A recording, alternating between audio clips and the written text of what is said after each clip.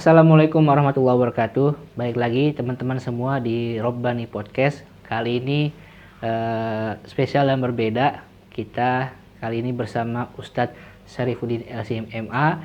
Beliau adalah salah satu guru saya dan dosen di salah satu STID Al-Hikmah Jakarta yang kesehariannya ini berfokus pada tentang sirah-sirah Nabi.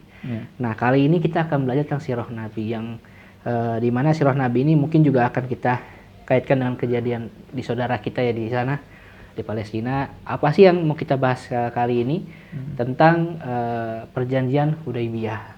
Nah, ini menarik perjanjiannya karena sungguh gempar di kalangan para sahabat Nabi karena perjanjiannya ini mungkin pada saat itu tidak mengenakan di awal-awal. Tapi sebelum kita jauh ke sana, biar teman-teman anak-anak muda tahu nih apa sih perjanjian Hudaybiyah, apa sih yang bisa kita pelajari sebagai anak muda, ambil hikmahnya untuk ke pelajaran hidup sehari-hari. Nah, Ustadz, coba Ustadz pengen tahu Ustadz ceritanya kenapa terjadinya perjanjian Hudaybiyah itu. Ya, baik. Bismillahirrahmanirrahim. Ya, terima kasih atas kesempatan yang kita bisa bertemu di sini. Ya, Masya Allah ya, Fadil Syah ya. Ya ini tadi kan sudah disampaikan ya tentang perjanjian Hudaybiyah ya. Yang mana asal muasal itu kan ketika Nabi bermimpi. Ya, Nabi bermimpi itu pasti benar ya. Dalam surat Al-Fatah Allah berfirman, laqad shadaqallahu rasulahu ru'ya bil haqq ya. Sungguh benar mimpi Nabi sallallahu alaihi wasallam ya. Ya akhirnya diwujudkan dengan Rasul mengajak sahabat-sahabat untuk umroh. Ya, umroh. Ya akhirnya Rasul pergi bersama sahabat, tapi sampai di Mekah atau sebelum Mekah namanya Hudaybiyah itu ditahan oleh pihak Quraisy. Jadi Hudaybiyah itu nama tempat, Sat? Nama tempat. Oh, jadi perjanjian Hudaybiyah adalah nama tempat sebelum Mekah. Betul. Oke. Jarak 6 kilo lah gitu. 6 kilo. Okay. Dari Mekah itu. Jadi mereka ditahan di situ. Kenapa ini kok ditahan? Kita nggak mau perang. Walaupun sebelumnya memang perang gitu kan. Enggak, kita nggak coba buktinya. Kami nggak bawa senjata gitu kan. Ya. Akhirnya tetap ditahan. Pokoknya nggak boleh. Kan. Akhirnya carilah negosiasi. Ya. Pertama negosiasi itu dari diutusnya Utsman. Ya. Karena Utsman termasuk orang dekat Mekah. Gitu kan. Ada juga keluarga-keluarga dekatnya gitu waktu itu. Diutus rupanya masa alot itu perjanjiannya, belum ada titik temu. Bahkan sampai Utsman terlambat datang. Wah, ini terjadi tuh desas-desus di tengah sahabat juga Nabi. Ini jangan-jangan istilahnya kan. Utsman diapain nih kan? Iya. Akhirnya Rasul Nabi Muhammad mengajak sahabat untuk melakukan baiat, namanya baiat Ridwan. Baiat Ridwan itu. Tapi rupanya akhirnya Utsman kembali dan akhirnya tidak ada apa-apa. Baru setelah itu akhirnya kembalilah ke negosiasi kedua. Negosiasi itu bagaimana solusinya nih? Kita ingin umroh tapi ditahan ya karena dengan alasan-alasan itu kan. Yaudah ini utusan dari dua orang Mekah, terus dari Nabi juga yang diutus 2 orang ya tentunya diperkarasai oleh atau diketahui oleh Rasulullah SAW gitu kan. Ya sudah kalau gitu kita melakukan perjanjian ya gitu kan. Perjanjian tentunya namanya Hudaybiyah karena tempat Hudaybiyah itu ya. Nah akhirnya dibuatlah kesepakatan tentang isi Hudaybiyah itu.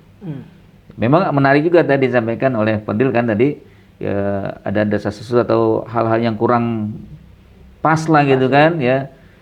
Tapi sebelum itu juga bahwa memang Islam itu sebenarnya cinta damai. Cinta damai. Ya.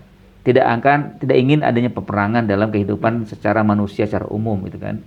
Bahkan dalam surat Al-Anfal juga Allah berfirman wa in janahu lis-salmi fajnah laha wa tawakkal 'ala Allah ya. Jadi kalau mereka ingin damai, damailah ya. Tawakallah kepada Allah setelah itu kan. Nah, karenanya kalau kita lihat secara umum ya, Rasul itu sebenarnya enggak ingin perang. Enggak mau dia, maunya damai. Coba contohnya di awal kan ketika masuk Madinah, beliau ngajak tuh orang-orang kafir Mekah, orang-orang Quraisy, orang-orang Mekah orang-orang kafir Madinah maksudnya, orang-orang Madinah yang mereka belum masuk Islam, terus juga orang-orang Yahudi ajak ikut bersama. Ayo ikut damai kita hidup bersama berdampingan. Ya, untuk yang agama Nasrani, untuk agama Yahudi silakan menjalankan agamanya masing-masing. Nggak ada paksaan gitu kan. Nah, ya di tahun ke-6 itu kan kalau Hudaybiyah kan tahun ke-6 Hijriah ya. dan karena ada hal yang tidak diinginkan oleh orang-orang Mekah masuk umat Islam ke Mekah, maka Nabi diajak untuk berdamai. Terjadinya namanya Sulhu Hudaybiyah dalam bahasa Arab. Sulhu artinya damai, Hudaybiyah nama tempat, karena dilakukan di tempat Hudaybiyah namanya. Tapi sebelum ke sana lebih jauh, kan ketika ceritanya kan Rasul ingin ke Mekah untuk umroh kan, tiba-tiba dihadang. Nah pertanyaannya, sebabnya kenapa nih hadang tiba-tiba? Apakah ada kejadian sebelumnya habis perang kah? Apa bagaimana? Tiba-tiba nih orang kafir ini mau hadang, apa dia emang mau hadang aja kerjanya? Apa gimana Sat? Ya memang mereka salah satunya karena perang itu kan udah beberapa kali perang kan, ya. Mereka curiga kepada Rasul, jangan-jangan alasannya ibadah, nanti lama-lama mereka tinggal di situ, ya akhirnya terjadi perang, padahal mereka belum siap orang Mekah istilahnya kan, gitu. Ya mereka mengantisipasi itu kan, padahal sudah berkali-kali disampaikan oleh Rasul, buktinya kami nggak bawa senjata, itu kan, nggak akan perang, cuma kami ingin beribadah, karena hak kami juga, sebagaimana yang sebelumnya dilakukan, kan.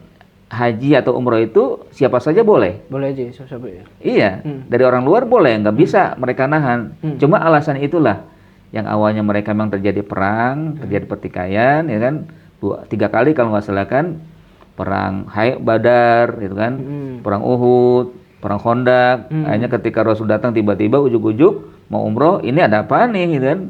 Nah mereka curiga begitu. Gitu. Oke, apalagi mereka kalah ya. Iya, sebelumnya kalah, gitu kan? Iya benar. Terus tadi apa lanjutannya tadi yang tadi? Nah tadi akhirnya kan dibuatlah kesepakatan. Ada 4 paling tidak kesepakatannya, gitu kan? Yang pertama bahwa Nabi dan sahabat teman-temannya, istilahnya kalau mereka menganggap teman-temannya bukan sahabat, kan, nggak boleh umroh, ditangguhkan tahun depan. Kalau mau tahun depan. Itu yang pertama yang memang akhirnya sahabat kurang sreg gitu kan dengan ini. Ya. Yang kedua ya siapa saja yang mau ikut Nabi Muhammad silakan. Siapa saja yang mau ikut Mekah, orang Mekah maksudnya masih tetap kafir silakan. Hanya ada 2 kelompok gitu kan. Satu ikut orang-orang Madinah maksudnya masuk Islam. Yang satu lagi tetap dalam Mekah. Gitu. Dikisahkan seperti itu. Yang ketiga, siapa saja dari orang Mekah pergi ke Madinah untuk meminta perlindungan tanpa izin walinya, maka Nabi Muhammad harus mengembalikan. Tapi kalau orang Madinah pergi ke Mekah untuk mendapatkan perlindungan tanpa izin wali, maka Nabi Muhammad nggak berhak untuk minta kembali. Wah ini yang di sini nih. Yang berat banget ya. Poin-poin berat yang kata Umar timbang beras sebelah itu kan. Mau enaknya doang dia gitu kan. Nah yang keempat itu disebutkan bahwa kedua belah pihak bersedia menghentikan gencatan senjata selama 10 tahun. 10 tahun? 10 tahun perjanjiannya gitu kan. Ya. Nah ini Nabi melihat, wah ini sangat baik sekali kan. Inilah diantara kepiawaian, keahlian diplomasi Rasulullah. Ya. Nampak di sini. Bahwa 10 tahun kesempatan kan. Kesempatan untuk menyebarkan Islam cara damai. Betul. Ya, gitu. Dan akhirnya memang diantara hikmahnya juga dalam gencatan senjata ini, Rasul setelah perjanjian langsung menyebarkan sahabat-sahabat dan juga menyebarkan surat untuk mengajak Islam kepada para raja ya di luar Jazirah Arab gitu kan, dan juga kepada pihak-pihak yang diinginkan dan diharapkan menerima Islam gitu. Gitu.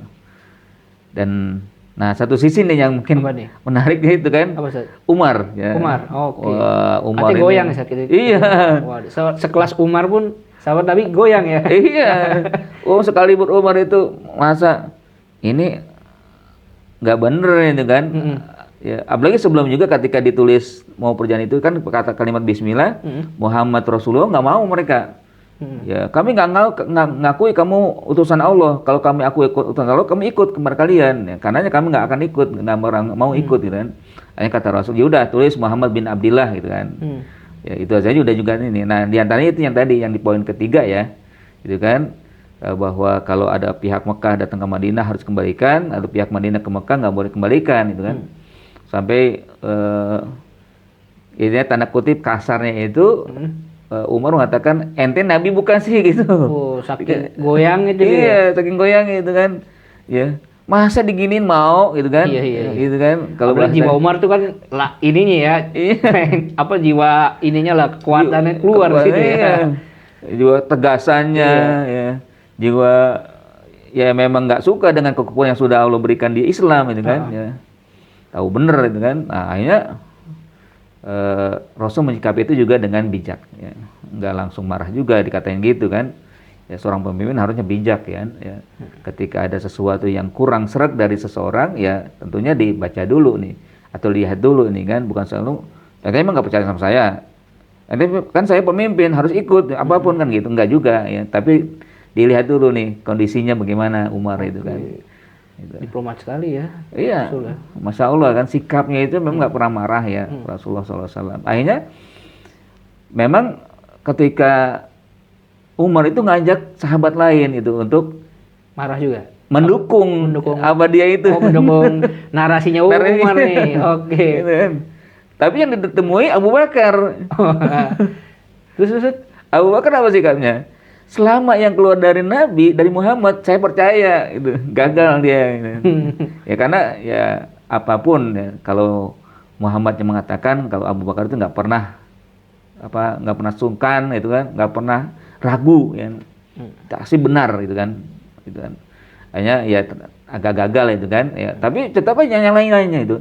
Yang lain dicari siapa yang mendukung dia ya. Sampai akhirnya ketika Rasul melihat Umar kurang puas itu kan dengan apa yang telah dilakukan ya, tetap perjanjian dilakukan itu, maka keluarlah juga kata-kata pamuncaknya kan, pamungkasnya Rasul itu kan. Nah, kata beliau, ana nabiyun ana la akzib gitu kan. Itu udah puncak ya. Udah puncaknya itu kan ya, kalau memang cara logika nggak diterima oleh kalau Umar kan logika mainnya. Iya, kan.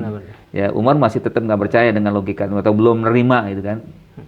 Memang Masya Allah Umar itu kalau kita lihat ya betul-betul apa yang dikatakan ada juga yang disesuaikan oleh Allah atau yang diterima gitu kan.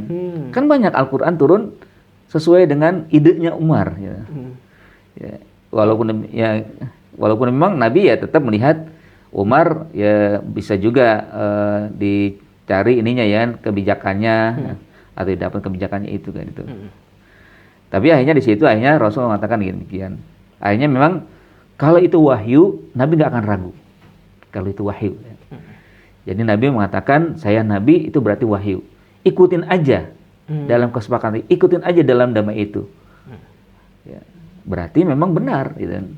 Ya ini untuk membandingkan ya atas sesuatu yang kata Nabi itu wahyu. Tapi ada juga kata itu diistihad. Nabi nggak sungkan-sungkan juga untuk menerima masukan. Oke. Gitu. Ada kisah. Ya. Ini biar ada penyeimbangnya kan. Kalau ini kan Nabi wahyu pasti benar itu kan. Ada juga di kisah perang Badar. Sahabat bertanya dulu kepada Nabi ketika Rasul mengatakan kita akan bertempat di lembah ini. Kita berdiam di sini, kita kuasai tempat ini, kita sambut musuh ya dari Mekah di sini. Tapi apa? Datanglah seorang sahabat bertanya, "Ya Rasul, ini wahyu atau ijtihad?" Oke. Kalau wahyu kami terima, pasti benar. Betul. Tapi kalau ijtihad, menurut saya masih bisa diskusikan. Gitu ya, masih diskusikan. Gitu. Masih ada masukan dari saya nih, gitu kan? Iya. Ya, kata Nabi, ini ijtihad saya. Oke. Gitu. Nabi mengakui gitu kan. Bukan wahyu. Ini ijtihad saya kalau kita berdiam di sini. Akhirnya kata sahabat ini, kalau menurut saya lebih tepat di sana ya Rasul gitu. Menurut saya. Kenapa? Di sana ada air, lembah itu ada air, kita kuasai airnya. Nanti mereka datang nggak punya air. Lah bahkan mereka kan jalan jauh dari Mekah coba ke Badar itu jauh banget kan. Kalau dulu ya cuman onta atau juga kuda ininya. Ya. Akhirnya kata Rasul saya terima gitu. Oh, Masya Allah. Gitu. Karena ijtihad gitu kan, karena menurut idenya Rasul sendiri yang akhirnya bukan wahyu kan. Nah, ini pembandingnya begitu kan. Akhirnya ketika di Hudaybiyah Rasul mengatakan ini wahyu. Kalau ketika dikatakan wahyu, ini saya nabi, saya nggak akan dusta, berarti memang wahyu. Ya, artinya ada bisikan ya atau ada wahyu dari Allah Subhanahu wa taala untuk menerima walaupun memang berat sebelah. Gitu. Nah, ujungnya memang akhirnya berjalan 2 tahun saja, nggak 10 tahun. Oh, jadi hikmahnya perjanjian itu yang tadi 10 tahun hanya jadi 2 tahun. Iya, yang bertanggung siapa coba? Orang Quraisy sendiri. Oke. Kenapa tuh Ustaz? Kenapa jadi 2 tahun tuh? Di antaranya adalah ketika orang Mekah memang betul terjadi kan. Orang Mekah pergi ke Madinah, minta perlindungan, dan akhirnya datanglah orang Mekah perwakilan untuk mengambil. Karena terikat perjanjian, Rasul menerima, udah oke, kalian balik. Jadi Nabi nggak menahan mereka, disuruh balik ke Mekah. Dilindungi di Madinah ya? Ya, nggak dilindungi enggak. Oh iya. Karena udah perjanjian, nggak boleh, harus dikembalikan. Oke. Jadi sahabatnya ini suruh balik, ikut kalian bersama utusan ini. Kami nggak bisa, kami terikat perjanjian. Tadinya marah, kan dia udah muslim, kok kamu nggak melindungi kami? Nah inilah wahyu juga. Ini ada baiknya juga, itu kan. Nah, akhirnya mereka terpaksa balik lah gitu kan. Tapi rupanya memang ketika mereka balik, itu kan, rupanya yang 2 utusan ini dari Mekah ini dibunuh sama orang ini, gitu kan. Tengah jalan, tapi udah luar Madinah ya, udah Nabi nggak juga udah lepas. Gitu kan. Akhirnya mereka nggak kembali ke Mekah, nggak kembali ke Madinah, di tengah-tengah antara Mekah dan Madinah, gitu kan. Gitu. Disitulah mereka berdiam, ya. Jadi ketika orang Mekah menuntut, kok nggak balik nih? Ya kami udah lepas diri loh, ya kan? Kami udah melepas mereka yang sesuai dengan perjanjian itu. Itu salah satunya. Yang kedua, yang tadi yang di awal kalau ada orang mau masuk Islam silakan, ada yang tidak mau ikut orang Mekah silakan, gitu kan. Akhirnya rupanya dari 2 pihak ini satu berkhianat, gitu. Kan kalau salah yang berkhianat itu Bani Bakar yang ikut orang Mekah, dia malah memusuhi yang sudah masuk Islam. Ya. Dan mereka nggak tinggal di Madinah, di suku mereka sendiri, masing-masing tempat itu diserang dan kebetulan dibantu oleh orang Mekah, gitu kan. Ya, nah itu berjalan setelah 2 tahun itu. Ya, akhirnya Rasul melihat ini udah lagi tidak sesuai dengan perjanjian. Ya. Maka setelah itu akhirnya Nabi mengirim pasukan di tahun ke-8-nya. Ya, terjadilah Futuh Mekah.